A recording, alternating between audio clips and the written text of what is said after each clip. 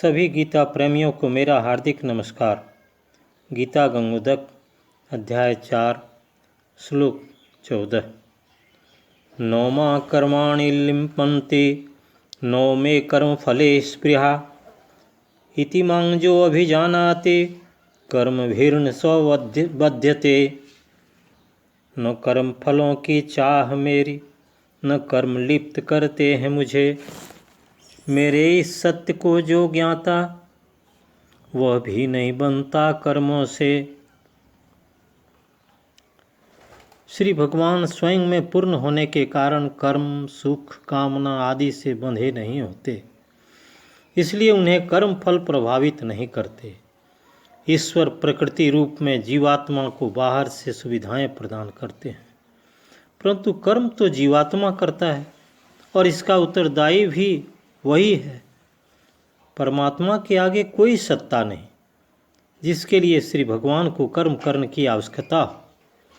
अतः कर्म श्री भगवान को लिपायमान नहीं करते।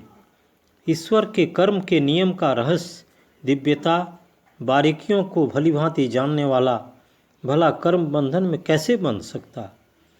भगवान श्री कृष्ण अर्जुन से कहते हैं, मुझे सभी प्रकार के कर्म प्रभावित नहीं करते, अर्थात लिप्त नहीं करते, और न कर्म फल में मेरी स्पृहा चाह ही होती है।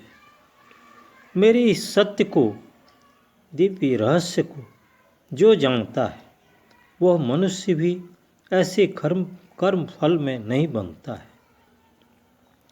वास्तव में गुण और कर्म आदि परमात्मा से ही उत्पन्न है, परंतु परमात्मा ने इन्हें बनाया नहीं है, अतः उनमें इनका कर्तापन नहीं समझा जा सकता। इस रहस्य को समझने वाले कभी कर्म के बंधन में बंधते नहीं, बल्कि संसार से छुटकर मुक्त स्थिति में पहुंच जाते हैं। जय श्री कृष्ण। पुनः सभी गीता प्रेमियों को मेरा हार्दिक नमस्कार है।